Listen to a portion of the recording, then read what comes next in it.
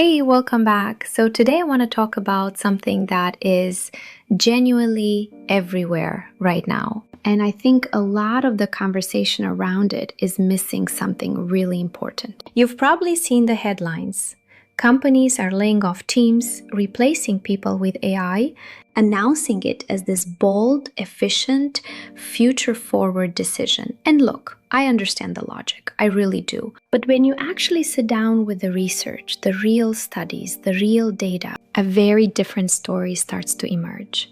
And that's what I want to share with you today. Whether you're a student trying to figure out where you stand, or a company leader making decisions that affect real people's lives. And that is precisely why this particular story matters so much to all of us. In February 2026, Harvard Business Review published a study called AI Doesn't Reduce Work, It Intensifies It. And the findings are honestly remarkable. Researchers followed 200 employees at a US tech company for 8 months. Nobody was forced to use AI. No pressure, no mandates. People just adopted it because it was available and it seemed helpful. And on the surface, it worked. Output went up. Tasks got done faster. From a management perspective, everything looked great. But here's what was actually happening underneath. 83% of workers said AI increased their workload. Not decreased, but increased. People were working 12-hour days. They were filling every gap AI created with more tasks, more threads, more output. Evenings, lunch breaks, personal time, all of it slowly got absorbed. And nobody told them to do this. They did it because the tool made it possible. And once something is possible, it quickly becomes expected. There's actually a name for this pattern, and it goes way beyond AI. Economists call it the Jevons Paradox. When something becomes more efficient, we don't do less of it, we do more. We saw it with highways. More roads didn't reduce traffic, it multiplied it. We saw it with email. Faster communication didn't slow things down, it made us send hundreds of messages a day instead of a few letters a week. AI is doing the exact same thing to knowledge work, just at a speed we've never seen before.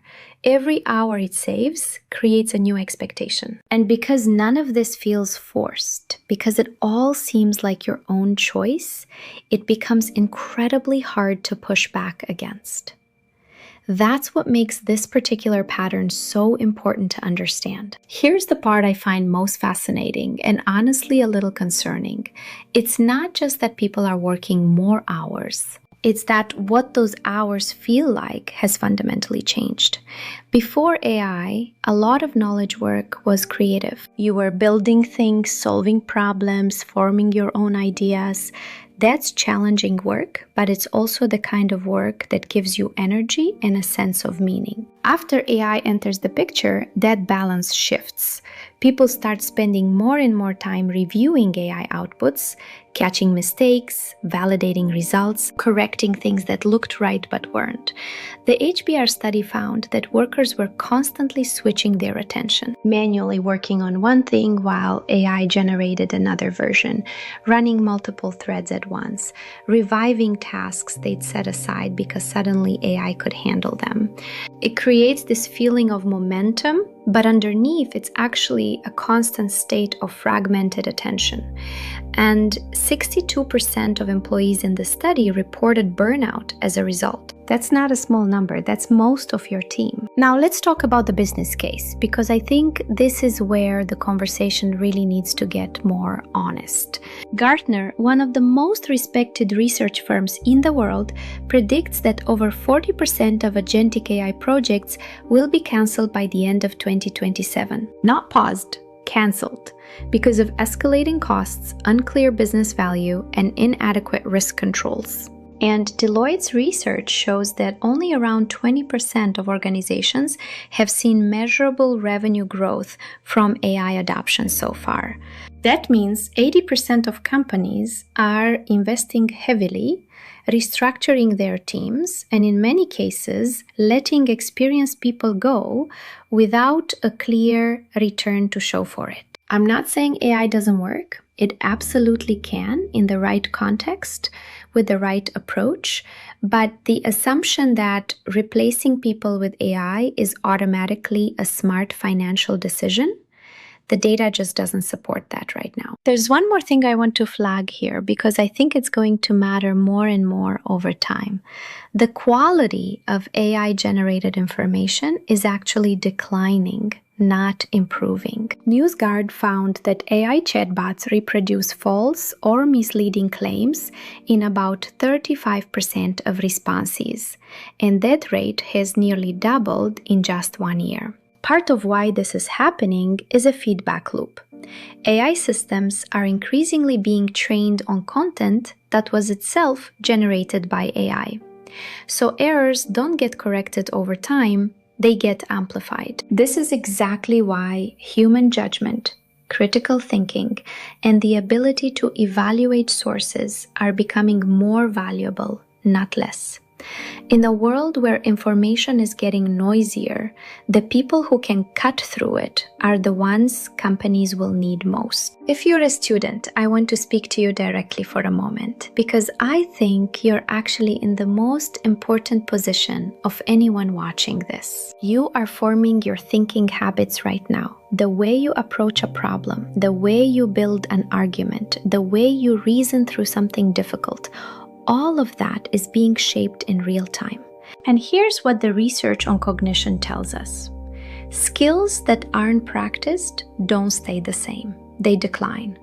Every time you let AI think before you've even tried, you're skipping a rep. And enough skipped reps means the muscle isn't there when it counts. Please don't misread this. I'm not saying avoid AI. Use it. It's a genuinely powerful tool. But use it after you've thought, not instead of thinking. Form your own view first, then bring AI in to challenge it, expand it, push back on it. The students who will genuinely stand out are not the ones who are best at prompting. They are the ones with the judgment to know when AI is right, when it's wrong, and what to do in either case. That judgment only comes from doing the hard work yourself. When you let experienced people go to cut costs, you are not just removing a salary line from a spreadsheet. You are losing years of accumulated knowledge, the understanding of why certain decisions were made, what has been tried before, where the hidden risks are, what the clients actually care about. That knowledge lives in people. It doesn't transfer to a system. And once it's gone, rebuilding it is genuinely expensive. Meanwhile, the people who remain absorb a larger workload, with AI expected to fill the gap. We already know where that leads. The Harvard Business Review study showed us. Higher output short-term, followed by burnout, declining quality, and eventually turnover, which means you lose more experienced people and the cycle accelerates. Cutting headcount to fund AI isn't really a saving. It's moving the cost somewhere less visible, onto your people, and eventually onto your customers. Here's the genuinely good news, and I really want to land on this. The organizations that are thriving with AI are not the ones that replaced the most people. They are the ones that invested in their people alongside AI. They used these tools to remove the repetitive, low-value work from their teams' plates, not to eliminate the teams themselves.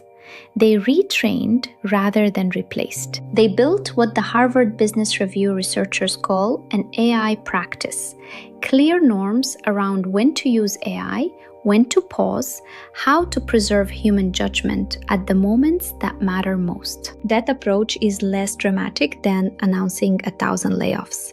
It doesn't generate the same kind of headlines, but it compounds over time in a way that cost-cutting simply cannot, because it keeps the knowledge, the trust, and the critical thinking that no model can replicate. So I'll leave you with this.